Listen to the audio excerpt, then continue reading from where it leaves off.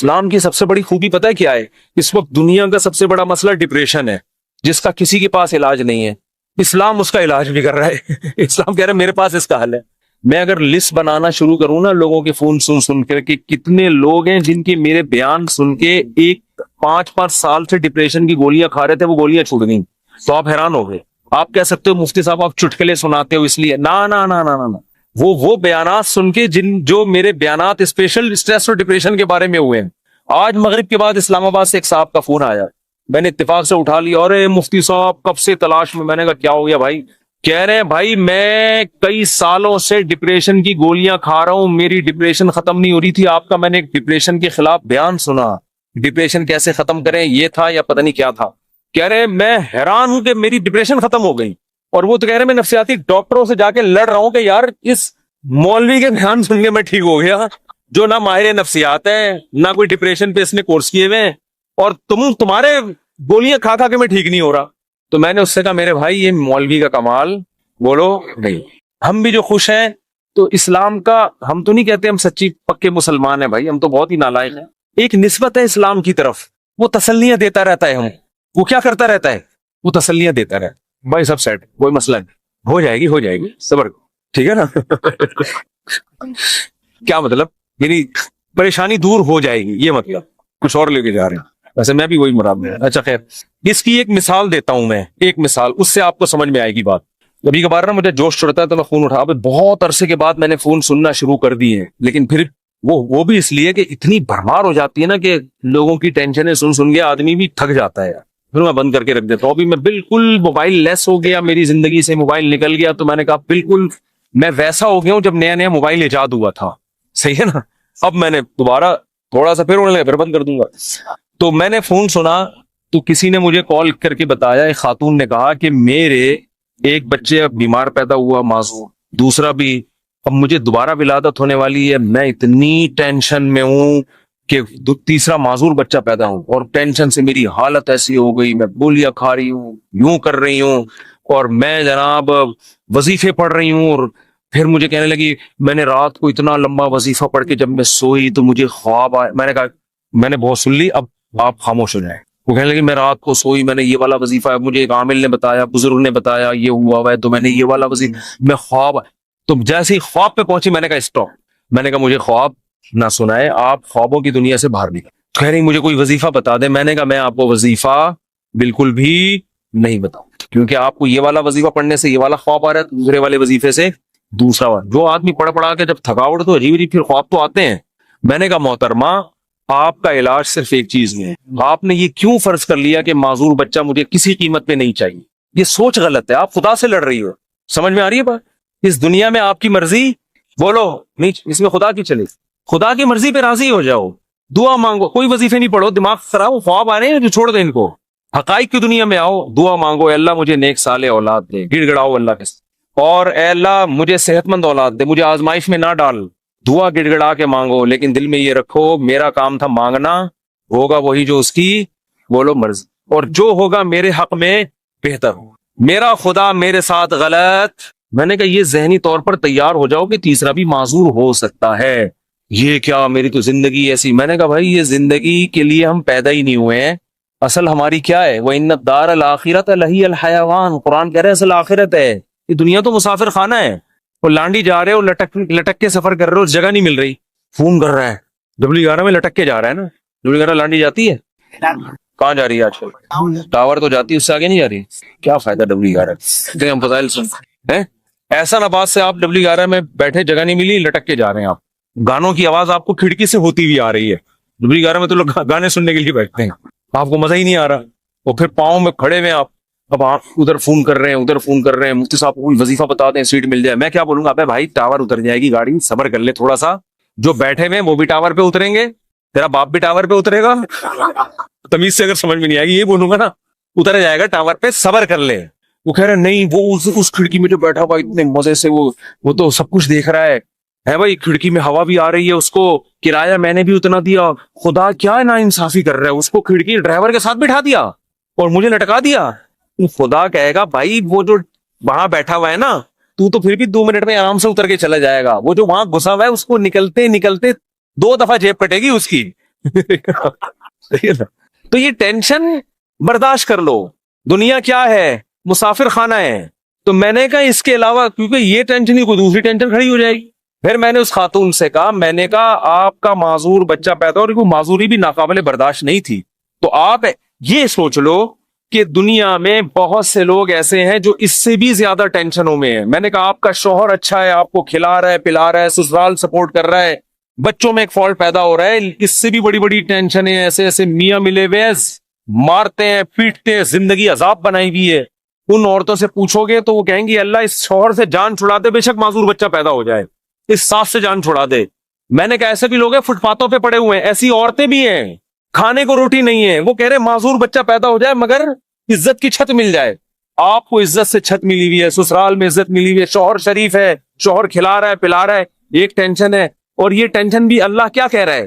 میں نے ان کو حدیث سنائی، من سخط فلہ الرضا. نبی نے فرمایا جب اللہ کسی مشکل میں ڈالے فلہ السخط، تو جو اللہ سے ناراض ہو گیا نا اللہ بھی اس سے ناراض، اور جو اللہ سے راضی رہا اللہ بھی اس سے راضی رہے گا. اللہ کی رضا ملے گی بھائی. ایک صحابیہ نبی کی خدمت میں آئی، عرض کیا یا رسول اللہ مجھے دورہ پڑتا ہے، کوئی مرگی کا یا کوئی آصف کا دورہ تھا کیا تھا، میں جسم کے کپڑے پھاڑ دیتی ہوں، بالکل ایسے ہو جاتی ہوں اور میری طبیعت بہت خراب ہو جاتی ہے، آپ اللہ سے دعا کریں میری یہ بیماری ٹھیک ہو جائے. تو نبی نے کیا فرمایا؟ فرمایا ٹھیک ہے میں اللہ سے دعا کروں گا تمہاری بیماری ٹھیک ہو جائے گی، لیکن پھر جنت کی گارنٹی نہیں. پھر جنت کی گارنٹی نہیں ہے. عمل ہے، اچھا عمل ہوا تو جنت، میزان کا ترازو بھاری ہو گیا، نہیں ہوا تو کیا جہنم. لیکن اگر تم اس بیماری پہ صبر کرو اور اس اللہ کی تقدیر پہ راضی ہو جاؤ، جنت کی گارنٹی. کیونکہ اس صبر پہ جو تمہیں اجر ملے گا نا وہ اتنا بھاری ہوگا کہ اگر زندگی میں کچھ گناہ ہوئے بھی تو یہ نیکی ان گناہوں کو کیا کرے گی؟ کھا جائے. پھر جنت کی گارنٹی ہے. ان صحابی نے عرض کیا یا رسول اللہ جنت کی گارنٹی چاہیے، بے شک یہ بیماری ختم نہ. بات آ رہی ہے سمجھ؟ اب اس خاتون کو ڈپریشن کیا ہو گئی، یعنی جو صحابیاں تھیں ان کو ڈپریشن ختم، اسی بیماری کو اسی میں گزارا کرنا ہے، اسی میں گزارا. اور جب انسان صبر کی ٹھان لیتا ہے تو قرآن کہتا ہے کہ اللہ کی طرف سے تسلیاں ملتی ہیں، تھپکیاں ملتی رہتی ہیں، اللہ بھی اس کا ہاتھ تھامتے ہیں. جیسے قرآن میں آتا ہے وَرَبَطْنَا عَلَىٰ قَلْبِهَا لولا ربطنا، کیا ہے ان کا عادت لتبدی بھی لولا ربطنا علی قلبها. حضرت موسیٰ کی ماں نے جب اپنے بچے کو، بس یہ آخری بات کر کے بیان ختم کرتا ہوں، اپنے بچے کو صندوق میں ڈالا نا اللہ کے حکم پہ، تو قرآن کہہ رہا ہے موسیٰ کی ماں کا دل صبر سے کیا ہو گیا؟ خالی. لیکن اللہ کا حکم تھا اس کو صندوق میں ڈالو. اب ماں کیسے ڈالے بھائی اپنے ہاتھ سے، اور وہ بھی دریا کے حوالے. اور قرآن کہہ رہا ہے وہ صندوق گیا کہاں؟ فرعون کے گھر میں. موسیٰ علیہ السلام کی ماں کو اطلاع دے دی ان کی بیٹی نے، وہ تو فرعون نے اٹھا لیا. قرآن کہہ رہے کیونکہ اب اللہ کے حکم پر سب کچھ ہو رہا ہے. قرآن کہہ رہے ہم نے موسیٰ کے ماں کا دل کو تھام لیا، رسیوں سے باندھ دیا، جو لفظی ترجمہ ہوگا باندھ دیا کہ یہ بے صبری نہ ہو جائے. ان کا عادت لتبدی بھی لولا ربطنا علی قلبها. قرآن کہتا ہے موسیٰ کی ماں ایسی بے صبری ہوئی کہ قریب تھا کہ جا کے فرعون کو بتا دیتی کہ میرا بچہ ہے مجھے دے واپس، جذبات میں آ جاتی. لیکن قرآن کہہ رہا ہے ہم نے موسیٰ کی ماں کے دل کو تھام لیا. کیوں؟ اللہ کے حکم پر عمل کیا نا. تو کچھ موسیٰ کی ماں نے کیا، جو نہیں ہو پا رہا تھا وہ کس نے کر دیا؟ اللہ نے. تو آپ مشکلات میں جب صبر کی کوشش کرو گے، جتنی کوشش آپ کر سکتے ہو کرو، باقی کون ہمت دے گا؟ اللہ. ہم سب کو اللہ سے دعا مانگنی چاہیے، اللہ مشکلات سے بچا. ہم صبر کرنے والے لوگ نہیں ہیں، ہم تو نالائق ہیں. ہم اللہ سے خوشیاں مانگتے ہیں، عافیت مانگتے ہیں، لیکن اللہ نہ کرے کوئی مشکل آ گئی، واویلا نہیں کرنا بھائی. اسی میں بہتری ہے، اسی میں فائدہ ہوگا. تو میں نے اس خاتون سے کہا کہ اللہ کہتا ہے کہ اس ٹینشن میں صبر کرو تو کیا ہوگا؟ اللہ راضی ہو جائے، اس کا بہت اجر دے گا. میں نے کہا آپ کل بوڑھی ہو کے آپ نے مر جانا ہے، اگر آپ کے 3 بچے بالکل صحت مند پیدا ہوتے ہیں بھائی، تو کیا مرنے کے بعد ہی قبر میں ساتھ جائیں گے؟ قبر میں بچہ نہیں جائے گا. معذور بچوں پہ جو آپ نے صبر کیا، یہ صبر کہاں جائے گا؟ قبر میں ساتھ جائے. صحت مند بچے ہوں، صبر کا موقع نہیں مل رہا تو بچے تھوڑی جائیں گے قبر میں ساتھ. لیکن معذور بچے ہوں، آپ نے صبر کیا تو وہ صبر قبر میں آپ کے ساتھ جائے گا. تو پھر انہوں نے ایک اور سوال کیا جو میں آپ لوگوں کو بتانا چاہتا ہوں.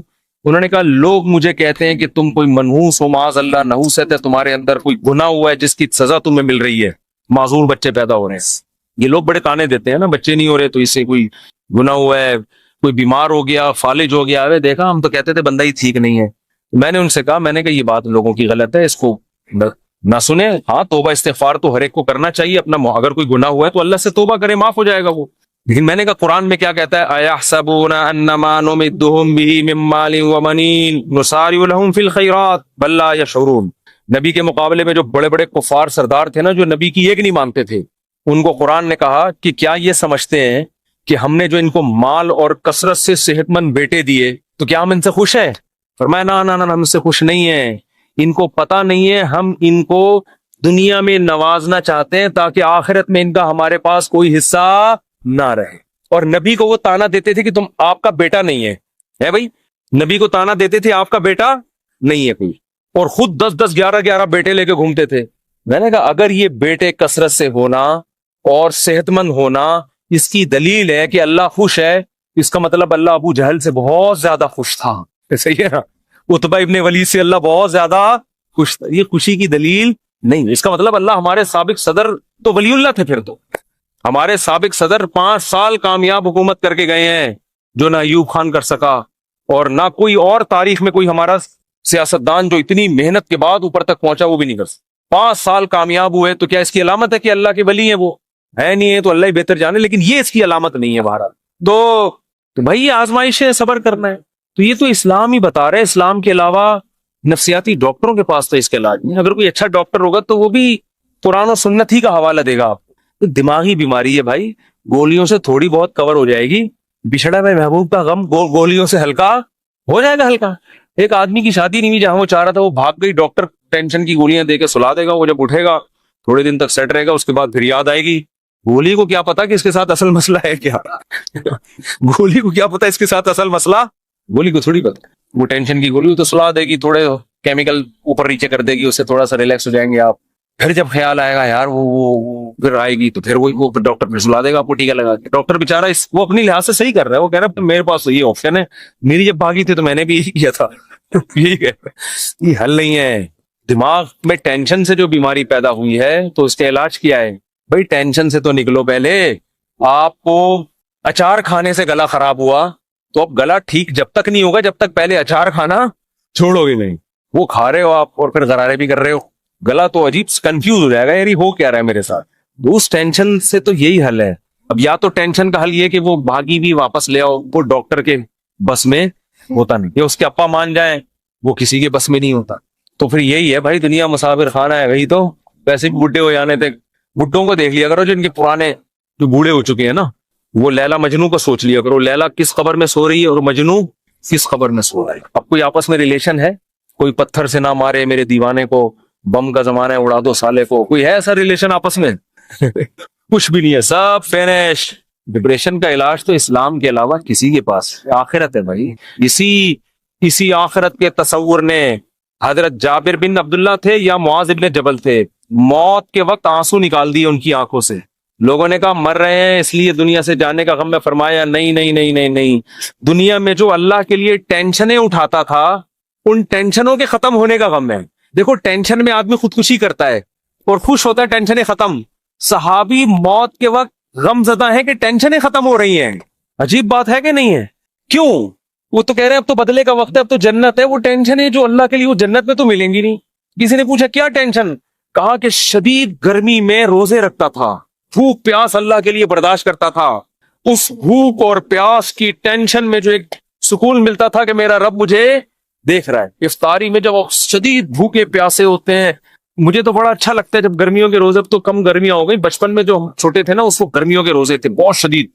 اب تو اے سی آ گئے گھروں میں، سہولتیں ہو گئی، اس وقت بہت کم ہوتی تھی۔ تو ہم تو بہت کم عمری میں ہم نے روزے شروع کر دیے تھے۔ ہمیں یاد ہے اس وقت شدید گرمی میں کراچی کی جون کے روزے ہم اسکول میں رکھ کے آتے تھے تو نا شدید پیاس سے ڈھال ہوتے تھے۔ 1 یا 2 بجے کا ٹائم ہوتا تھا، پھر ہم نکل جاتے تھے محلے میں، تھڑے نہیں ہوتے، پیپل کا درخت تھا اس کے نیچے ایک تھڑا تھا، 2-4 درخت